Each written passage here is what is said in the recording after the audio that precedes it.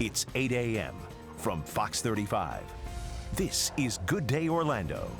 And good morning. I'm Tom Johnson. It is Sunday, August 2nd. Thanks for being here. Here are the top stories we're working on this morning. We start with Gina Benitez. A man is found dead inside a Castleberry mobile home after a fire rips right through. I talked to state investigators, and I'll tell you what they have to say coming up. Plus, I heard 3 shots. Boom, boom, boom. A man is under arrest after a local mom was found shot and killed in the street. We have the latest on the investigation. Plus, Orlando City celebrating a big, important victory this morning. We have highlights from their home game win. And let's talk about the weather today. Brooks, I saw you on Twitter last night giving out some last-minute weather advice on that match, and it seemed to hold out well. What's today going to look like? Yeah, I think we're going to see more of the same today. We have some sun outside this morning, but then we're going to see clouds and rain once again. We've got another couple days of this tropical mess that we've been dealing with for about the last week and a half now, with heavy downpours, more rain than normal. And thankfully, we're not down in the Tampa area. I'll show you the radar from down there in just a minute. Outside throughout the Sunshine State, once again, seeing a lot of showers outside. Put radar into motion over the last few hours. And again, you can see clearing skies overnight last night. More rain in the Gulf of Mexico poised to come into play. I want to show you the radar right now from just down I-4. Tampa had flooding issues last night. Once again, more rain for our friends just down I-4. Keep an eye to the sky on your way to work or church, wherever you might be going today. Grab the umbrella. High temperatures in the upper 80s with southwest winds and rain on the way. 7-day forecast is coming up. Tom? All right, it is 8:02 now. We are following breaking news this morning in Seminole County. One person is dead after a mobile home fire. It happened very early this morning on Bayou Drive in Castleberry. Fox 35's Gina Benitez is live there this morning. Good morning, Gina. good morning. Yeah, fire investigators tell me that the body is so badly burnt that at this point they can't even tell if it's a man or a woman inside. Now, as the sun's coming up, we're getting a better look at the damage here. Take a look. You can see the middle portion of the home is just gutted. Now, crews first arriving at around 3:15 this morning. The mobile home was fully engulfed in flames by the time they got here, and after firefighters were able to get that fire under control, they went inside and found that victim dead. Now, at this point, fire investigators believe the fire started somewhere in the living room area, but they say it's still too soon to tell how it started. Detectives also have very little information about that victim. We don't know male or female, Caucasian, African American. We have no race, gender, and anything at this point. Now, the state fire marshal, along with some local authorities, still out here this morning trying to pinpoint exactly what caused this fire. They're also going through property records, talking to neighbors, and trying to figure out exactly who is living in there. I'll keep you updated as the story develops. For now, reporting live in Castleberry, Gina Benitez, Fox 35 News. At 8:03, another story breaking this morning. A little boy is in the hospital after being hit by gunfire while in his own bedroom. Orlando police say a fight turned into a shootout last night around 7:30. Happened in the parking lot of Pacifico Place Apartments. 3 men also showed up later at the hospital with gunshot wounds. Police say they are not sure how those men are involved and no arrests so far. Police are asking anybody with information to call the Orlando Police Department or crime line. That number is right at the bottom of your screen, 1-800-423-TIPS. A man accused of shooting and killing his former girlfriend was arrested overnight by Orange County deputies, and this morning he's set to make his first appearance in front of a judge in that case. This is a brand new mugshot of 33-year-old Travis Bivens. He's accused of killing 45-year-old Linda Lake yesterday afternoon. The shooting happened at the Carolina Estates subdivision on Rubens Court. When Orange County deputies got there, they say they found the woman lying dead next to her car. Deputies say 2 children belonging to the woman were there as well, but they were not hurt. We talked with one witness who described the scene and another woman who told us she was a friend of the victim. I heard 3 shots, boom, boom, boom, and I saw a body, and it wasn't moving or anything. She's been trying. She has been asking for help a long time. This has been going on for years. Bivens now faces a first-degree murder charge. Happening now, Claremont police trying to find a suspected gunman after finding another man shot to death. It happened early yesterday morning on Laurel Hill Drive in Claremont. When investigators got to the scene, they say they found 20-year-old Christopher Fabian dead from a gunshot wound to the head. Police are looking for 19-year-old Miguel Alex Intriago, who they say is a suspect. They also say he was last seen with Alberto Marin. Investigators say Marin is a person of interest who they want to talk to in the case, but they say they believe Intriago may have taken off for South Florida. If you have any information that you think might help in this one, call the police. Now to breaking international news. Fox News reporting another object has washed ashore on the French Reunion Island. This comes after what may be a part of a wing from the missing MH370 Malaysia Air flight was found in the same area a couple of days ago. The item could be the second piece of debris found from a Boeing 777 and possibly connected to that ill-fated Malaysia Airlines flight. The plane flying from Kuala Lumpur to Beijing disappeared last year with 239 people on board. Government officials tell Fox News they will be releasing a statement at some point later today. If that comes out while we are on the air, we will let you know immediately. Crime alert now. 3 suspects accused of opening fire on an Osceola County deputy are set to make their first appearance in that case in front of a judge this morning. The 3 suspects you see here all face multiple charges, including attempted murder of a law enforcement officer. It started yesterday morning when deputies were called to investigate a house party on Emerald Green Court. When they got there, more than 100 people were there at the party. Investigators say a deputy was trying to pull someone from the party over when the people inside the vehicle started shooting. The deputy was not hurt. Titusville police are trying to unravel a shootout in the middle of the road that ended with a car hitting a tree and a man and child hurt. And story tops today's morning rush.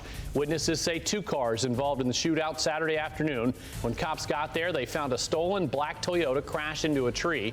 The man and child were inside with gunshot wounds. Another child who was not hurt was taken in for questioning. Witnesses saw a dark-colored sedan leaving the scene. 6 children and an adult are recovering after this terrible crash on I-95 in Daytona Beach. Happened yesterday near where the interstate crosses International Speedway Boulevard. Troopers say a tire tread separated on an SUV, then it started flipping. Several people were thrown out of that SUV. 3 children reported in critical condition after the wreck. Florida bear hunting licenses go on sale tomorrow. They cost $100 for Florida residents. Florida Wildlife Commission says the hunt is meant to control the growing black bear population. This is the first bear hunt in the state since 1994.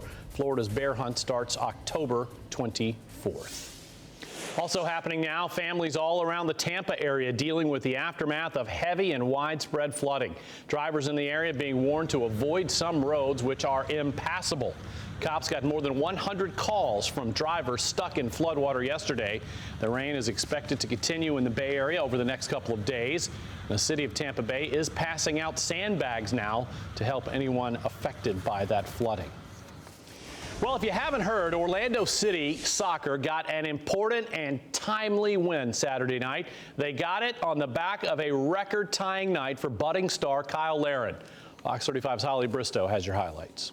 Well, goodbye July, a month that was not very good for the Lions, and hello August as they started off with a 5-2 win over the Columbus Crew SC. Several players from the Lions got on the board. Darwin Sarin had a goal, Christian Higuita, Aurelian Collin, and then Kyle Larin scored 2. That makes 5 goals in just 2 games for the rookie. In fact, that's 11 for the season. Right now, he is tied for the all-time MLS rookie record, but you wouldn't know it. He couldn't be any more humble about it if he tried. It feels good. I never knew that before, but now I know. It feels good, and I think I'm not done yet, and I have a lot to work to do still. This is exactly the win that the Lions needed. Coach Adrian Heath making it very apparent all week and was very vocal that this was probably the most important game of the season if his team had plans on making it to the playoffs, and they certainly delivered. I was at half field for the entire game, and Coach Heath yelled to his players several times, no jogging, no jogging. He wanted 110% from everybody, and that's what he got. Holly Bristow, Fox 35 News. And there was a surprise roster move before the match Saturday. City waived defender Sean St. Ledger for what's being called a serious breach of club policy. Not sure what that means yet, but St. Ledger's exit clears an international spot on the roster for newly acquired former Real Madrid youth system defender David Mateos. He was signed this week.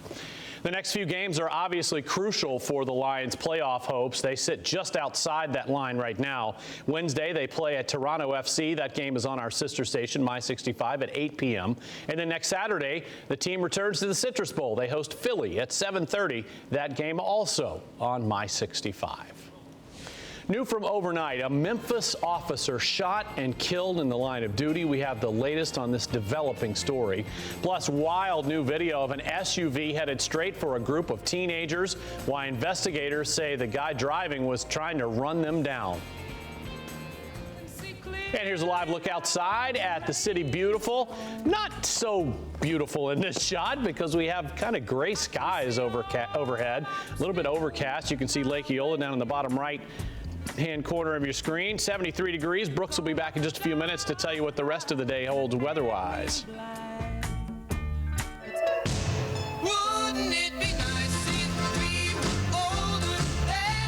Okay, I know I haven't told anybody around here that this is my favorite Beach Boys song of all time. How did that happen? I'm really happy about it. We're looking at a nice shot, kind of overcast shot, though, of Daytona Beach shores, looking south down the beach from our camera on top of the beautiful Shores Resort and Spa. We'll get a check with Brooks in just a couple of minutes, see if the clouds are going to get out of here at any point today or if it's another rainy day on tap.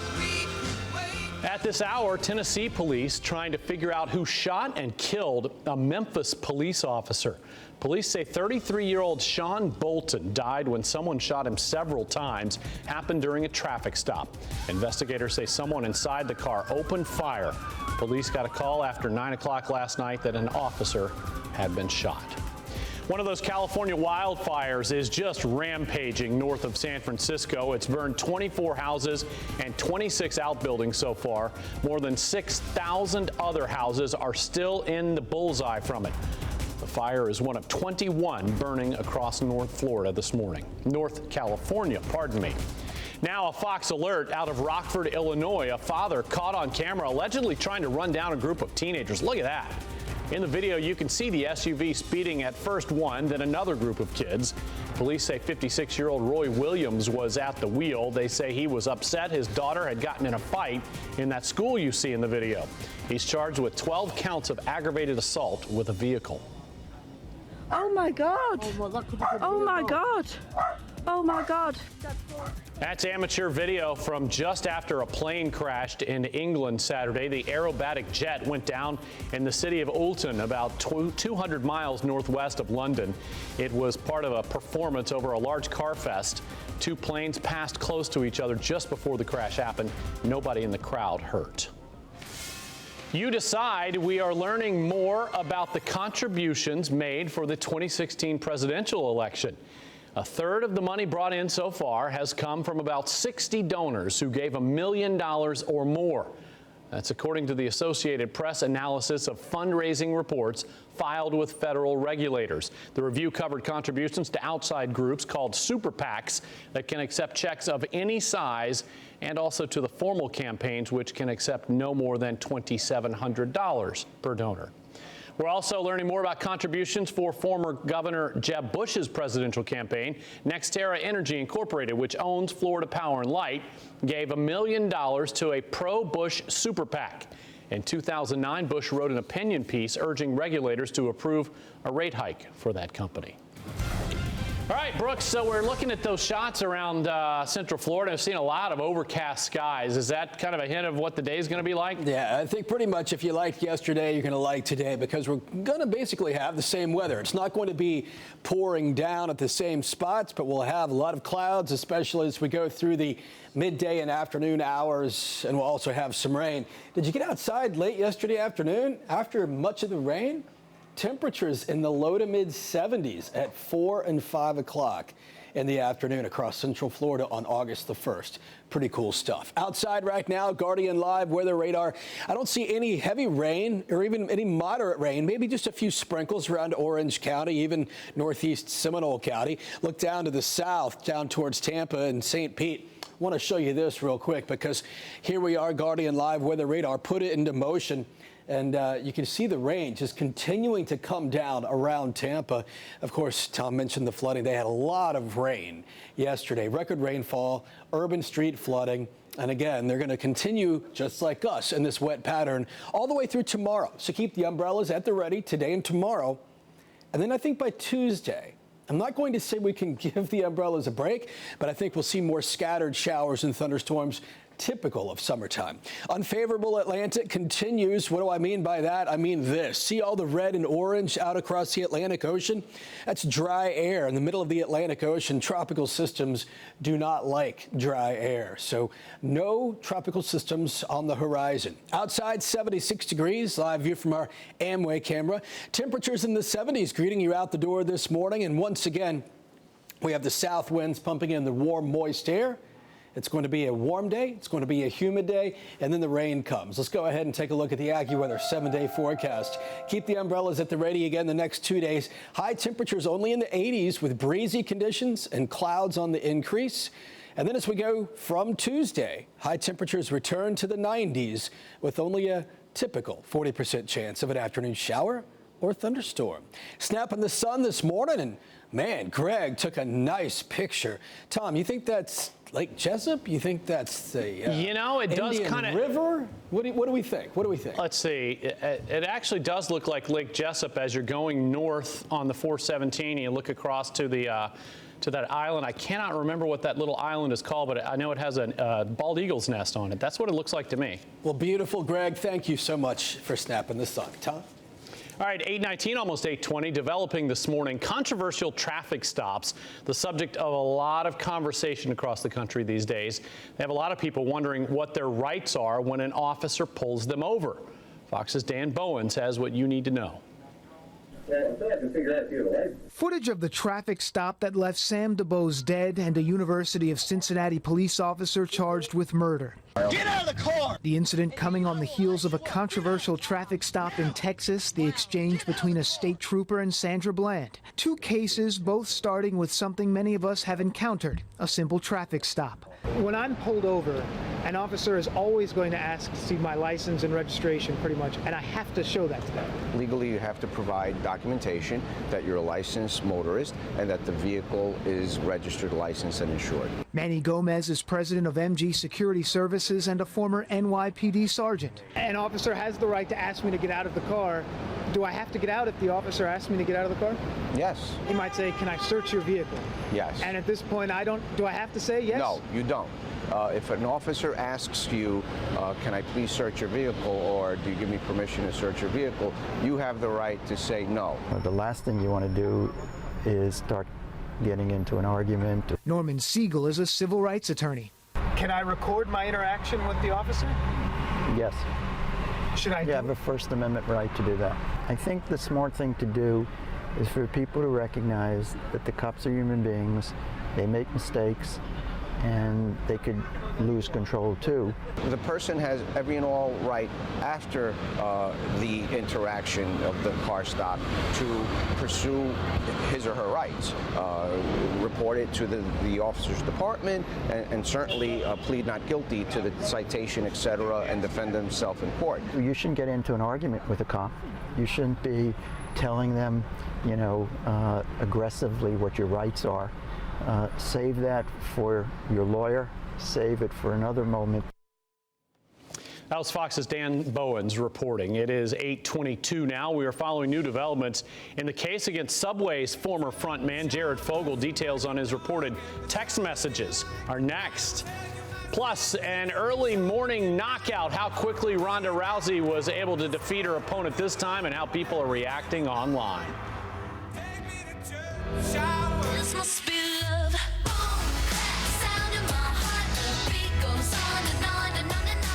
8:20 825, you're looking at I-4 right through the heart of downtown Orlando. You can see the skyline off in the distance. This is our camera on top of Amway Center. No problems on this part of I-4. If we hear of any major problems creeping up out there on the highways and byways, we will let you know immediately.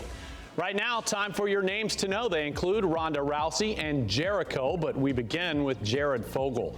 Business Insider reporting the FBI subpoenaed text messages from the former Subway spokesman's phone. An affidavit says there are texts between Fogle and a former female Subway franchisee.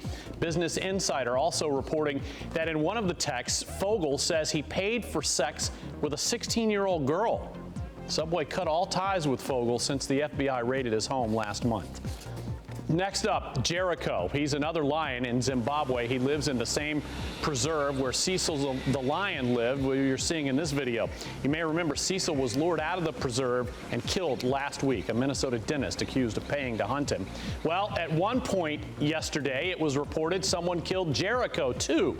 But an English researcher says a GPS tracker showed Jericho was alive and moving 4 hours after he was first reported dead.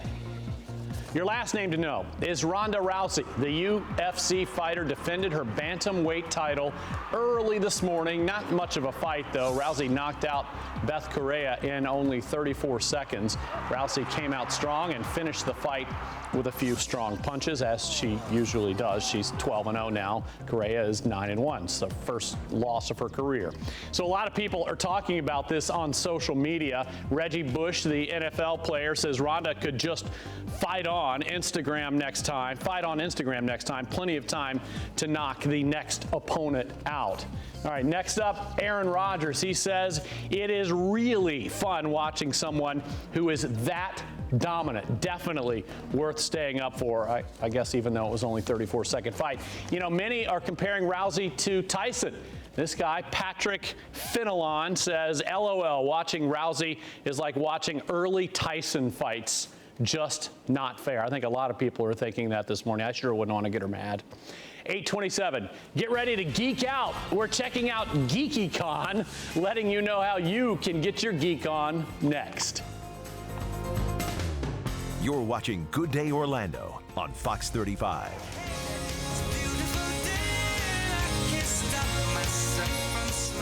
And good morning, 831 live look at the overcast skies. See a little sun trying to peek through up there, the top left, though. Maybe it's not going to be a completely overcast day, but Brooks is going to let you know more about that. Coming up just a few minutes, you're looking at State Road 408 there. No problem showing on that road right now with traffic, but we will let you know if we hear of anything. Taking a look at the Highway Patrol website right now, nothing else showing as a problem in Central Florida either. Welcome back. I'm Tom Johnson. Thanks for being here. Here are the top stories we're working on right now. We start with Fox 35's Gina Benitez. A man is found dead inside a Castleberry mobile home after a fire rips through overnight. I talked to state investigators, and I'll tell you what they're saying about it coming up. Also, helping children prepare for school, how local leaders are making a big impact. And we're taking you behind the scenes of GeekyCon, showing you how you can get your geek on as well this weekend. Let's get back to those overcast skies we've been seeing. Did see what looked like a little bit of sunshine in that last shot, though, Brooks. Yeah, just like yesterday, we're going to see some sun through the morning to midday hours, and then a lot of clouds build as well. We're going to have our fair share of rain once again. Outside right now, live look. There's the Citrus Bowl last night. What a nice win for the Orlando City Lions. They just out-hustled Columbus like there was no tomorrow. Could have easily been a 10-2 game. Outside right now, temperatures in the 70s, 73 degrees in Lake Mary, 76 degrees at the airport. We have a lot of rain once again around the Sunshine State. Here's about the last 6 or 12 hours. I want you to notice a little spin in the atmosphere in the northern Gulf of Mexico. Have a little low pressure system.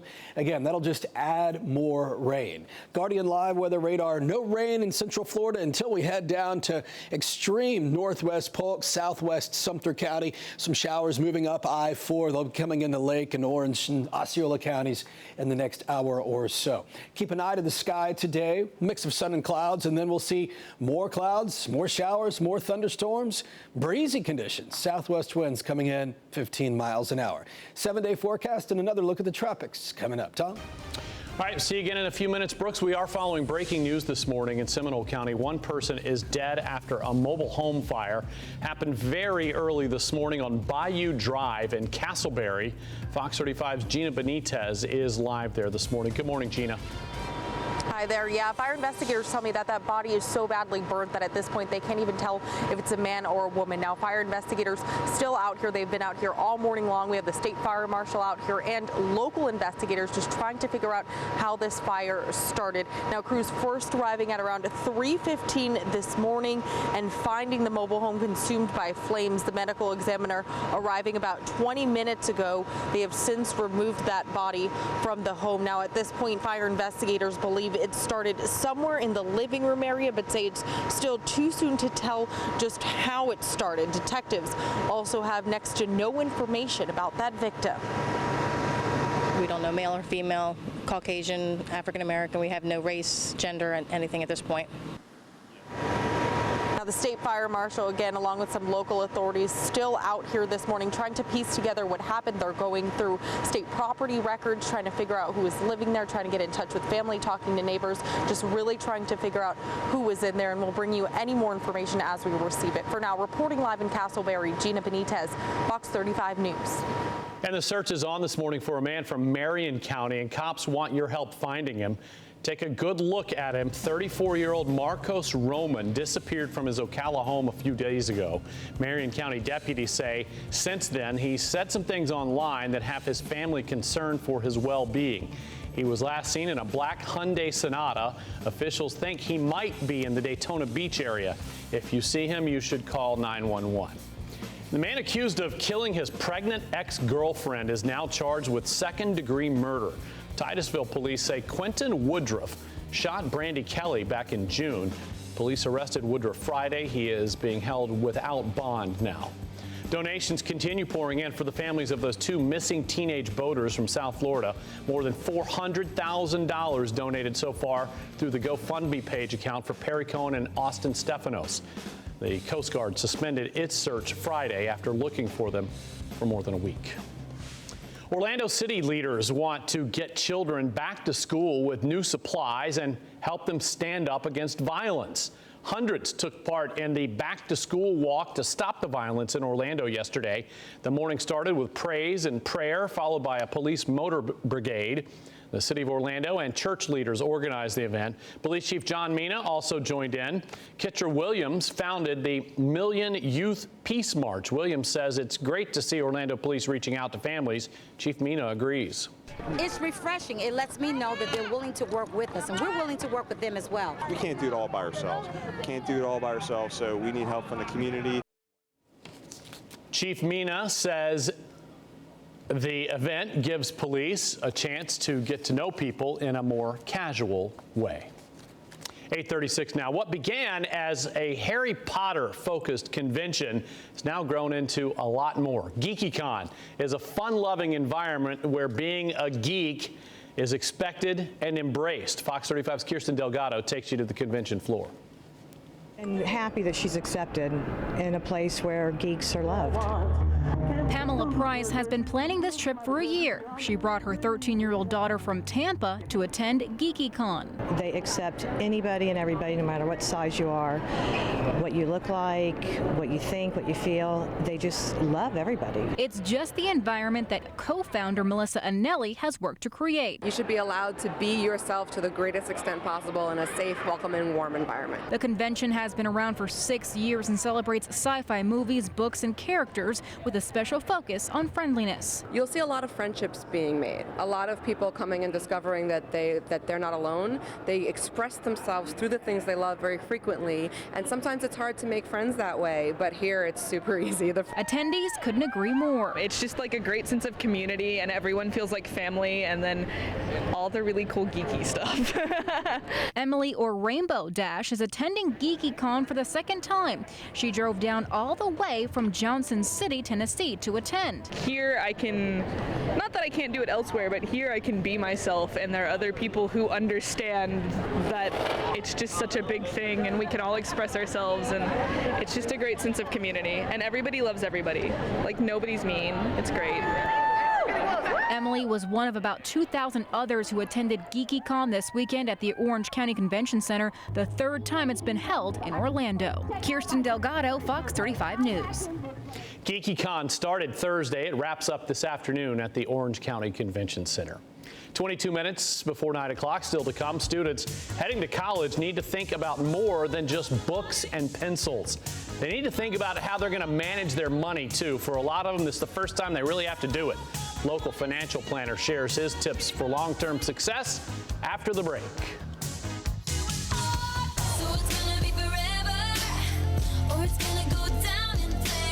18 minutes before 9 o'clock. Love giving you these sneak peeks inside our control room. That's Tiffany at the bottom waving to you. She is our producer.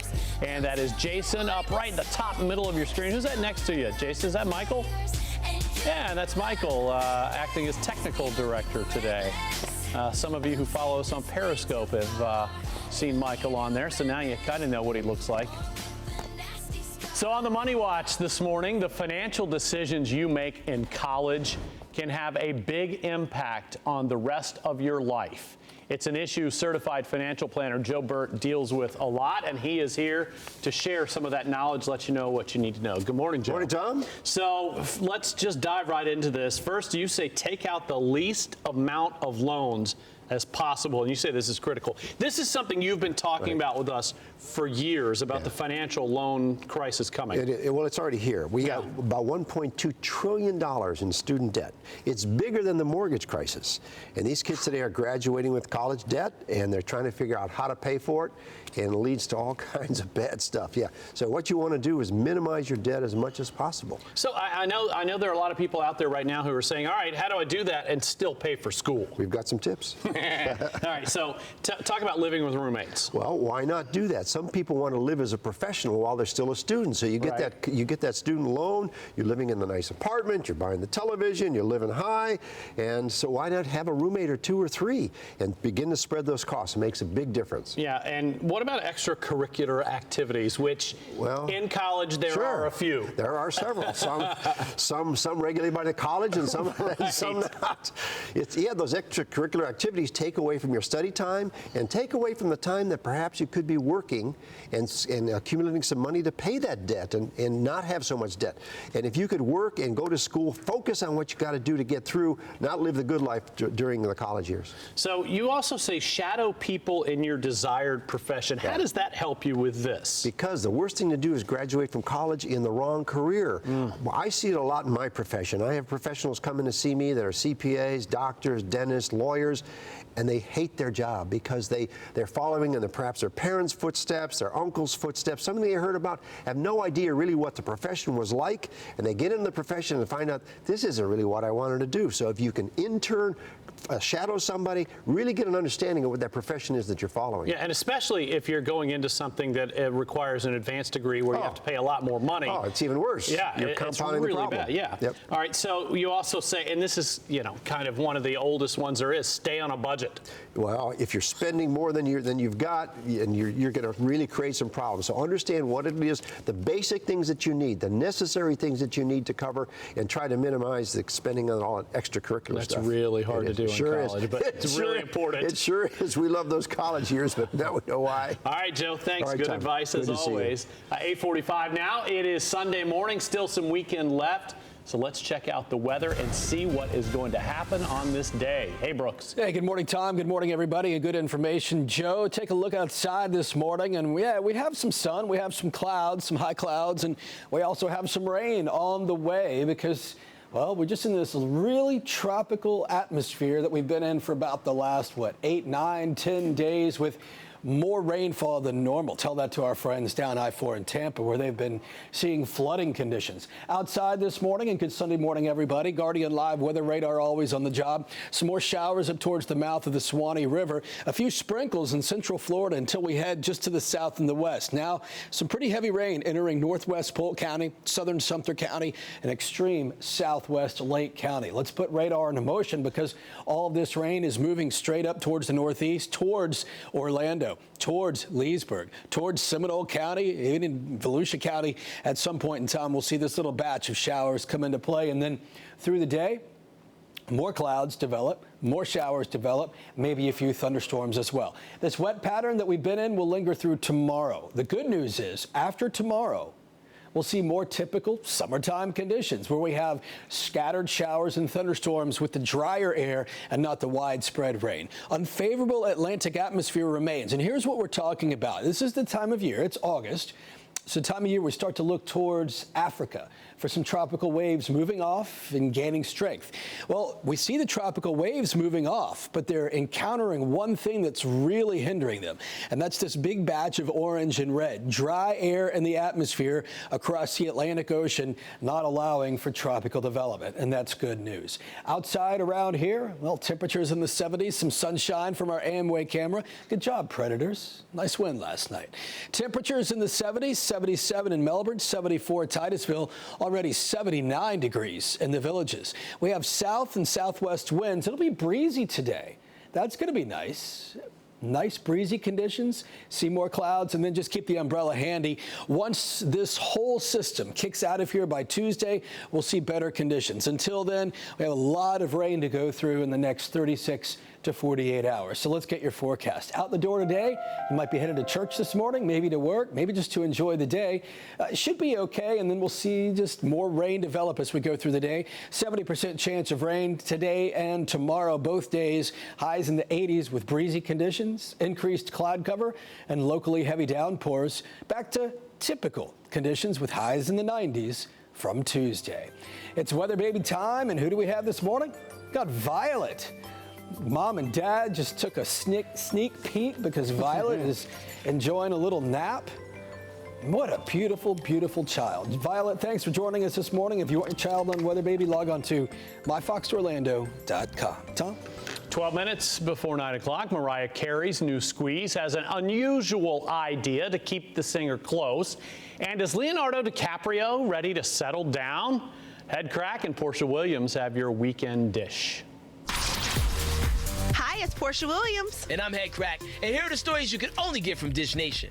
Talk about a modern family. We're hearing that Mariah Carey's new boyfriend, James Packer, wants to buy her soon-to-be ex-husband, Nick Cannon, a new house. The billionaire wants Mariah in Australia with him, so he wants to get Nick a house down under as well, so he can be close to the couple's twins. It's a generous offer, but you never know. Nick's pride might get in the way. Psst, come close. Nick, scrap the ego. Take the house. Sofia Vergara is getting married in November, and boy, does Joe Manganiello have a surprise for her. Dish Nation is hearing that Joe has enlisted his old pal Arnold Schwarzenegger to make a speech at the wedding. Now, the two did a movie together a few years ago, and they have remained close. So Joe thinks that Arnie might have some good marital advice for them. You know, like where to get a good housekeeper. Leonardo DiCaprio's girlfriend is saying put a ring on it. And can you blame her? Leo and supermodel Kelly Roebuck have been together nearly a year, and we're hearing she can't help but bring up the idea of marriage. But she also can't help to think about, is Leo the marrying type? He's been a long-time Hollywood bachelor, but sources are saying that the two get along so well that the pressure from Kelly might just work. That's today's dish. For more exclusive stories, you can check us out every weeknight on Dish Nation. Or anytime at dishnation.com. Still to come, we are taking your boring sandwich to the next level, and it's all for a good cause. We're going to let you know how you can help give kids the world while chowing down next. Show you how to make a proper panini on Good Day Orlando. 'Cause I'm gonna make this place your home. One of my favorite songs, Philip Phillips' Home, as we look down on our home city. Orlando, the city beautiful. Lake Eola off there in the distance. A little bit overcast, but, you know, not bad right now. I don't see any rain in that shot, which we've had so much of lately. So that's a good thing. Hey, do you know about Give Kids the World? It's a storybook come to life in Kissimmee. It's a resort that gives children with life-threatening illnesses week-long fantasy vacations. And this week, a local chef plans to make you some delicious panini on National Panini Day to help those children. Chef Evan Dimov from Hot Crust and Hermie are both with us with what you need to know about that fundraising and also some lessons on making a proper panini. Welcome, guys. Thanks for being here. Thank you, Tom. Thanks for having us. So I have to ask you, Evan, how did you come up with the idea to help out Give Kids the World? Well, National Panini Day is basically just an excuse to support the community and help an organization that I'm very close to. And I just think that we can use that opportunity to try to promote them and benefit the community at the same time, you know. So the idea came out of what can we do to help the community? Looking for an excuse, and National Panini Day is our excuse to help the community. And it's right in your wheelhouse because it's what you do every day. That's what we do every day. So if people want to get involved, what do they need to do? It's Wednesday, right? It's Wednesday all day. The profit for the day we're going to be giving to Give Kids the World. So we are not going to make any money, and they are going to benefit from it. But also everybody can get involved by visiting their website, following them on the social media. And but if you stop by on Wednesday, you're going to eat some delicious paninis and also help the community. Okay. All right. So we talk about panini, and there may be some people out there who don't know what a proper panini is. So tell us what it is real quick. Well, panini is a word in Italian. Actually, the word is panino, means pressed sandwich in Italian. Okay. All right, and we know about pressed sandwiches, the Cuban sandwich being the biggest one in Florida. So what are we making right now? We have several paninis here. Our paninis are very different. Starting over here with the Razzle Dazzle. Razzle Dazzle has strawberry jam, barbecue sauce, sriracha. So it's a spicy sweet. It's just an amazing sandwich. So is there a trick to making a proper panini other than making sure it's pressed? Can you use any kind of bread? We use our own Tuscany bread, which is somewhat our recipe bread. And we found out that we're looking for quality.